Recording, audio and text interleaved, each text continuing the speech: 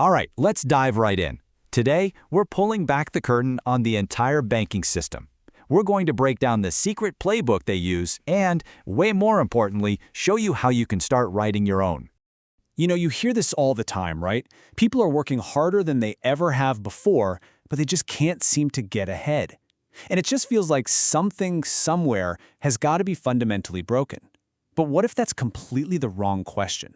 So, the core idea we're digging into today is that the system, well, it isn't broken at all. It's actually a finely tuned machine.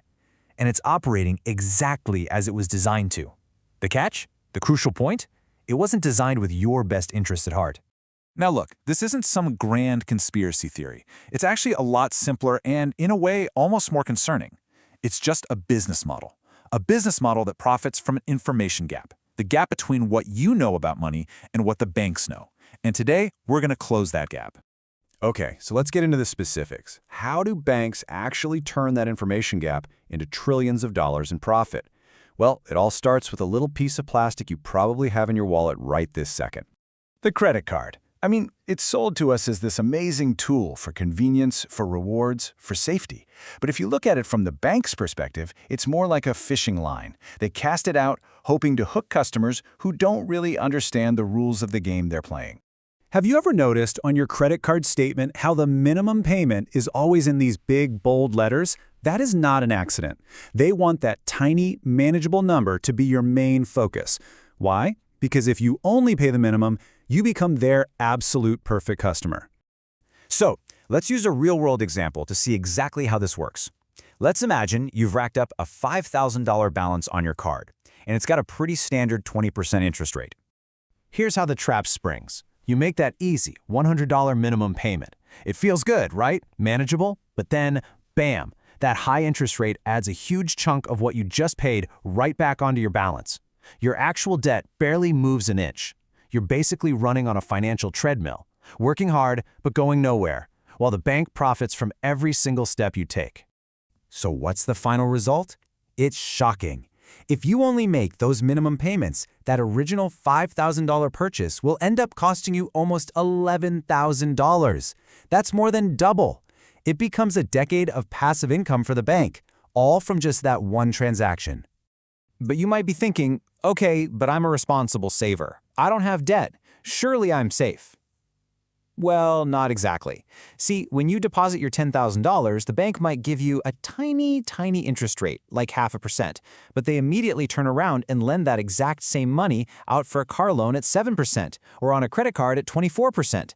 They are making a fortune on the massive gap between what they pay you and what they charge others, all using your money. And you know what's even worse?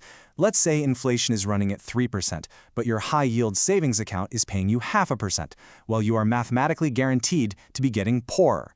Your money is losing its ability to buy stuff every single year. The safest place for your money is actually a place where it quietly loses value. So, why don't more people realize this is happening? A huge part of the answer lies in how the entire industry talks. They've built this wall of confusing language, and it's designed specifically to keep you out. They just hit you with this barrage of words, right? Like amortization. It sounds super complex, but really it's just a schedule of your loan payments. That's it. And then there's APY. It's just the total interest you actually earn in a year once you add in the effect of compounding. It's a simple concept, but it's wrapped up in this intimidating name. And how about fiduciary?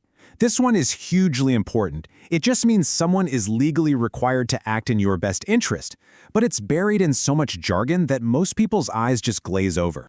So you have to understand, the complexity is a feature. It is not a bug.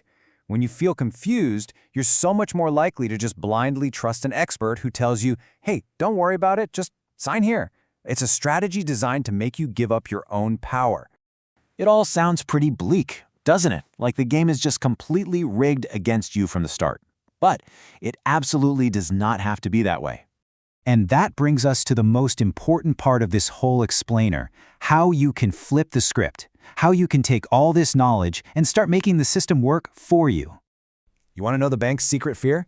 It's a financially literate population. Seriously, an educated customer is their absolute worst nightmare because suddenly you become unprofitable. You don't carry a credit card balance, you don't pay those silly overdraft fees, you don't let your savings just sit there losing to inflation. You start to see the bank for what it really is, a tool, not some trusted guardian of your wealth. The moment you decide to learn the rules of money, you stop being just a pawn in their game. You gain agency. You get control. You're no longer a victim of a system you don't even understand. And you know what? The path forward is actually pretty simple. It just starts with education, learning the basics of how interest works, how debt works, how investing works. And from there, you can start to use these exact same institutions as leverage to build your own wealth instead of building theirs. So I'll just leave you with this one question. The playbook has been exposed. The rules aren't a secret anymore. The only thing left to decide is, are you ready to stop playing their game and finally start playing your own?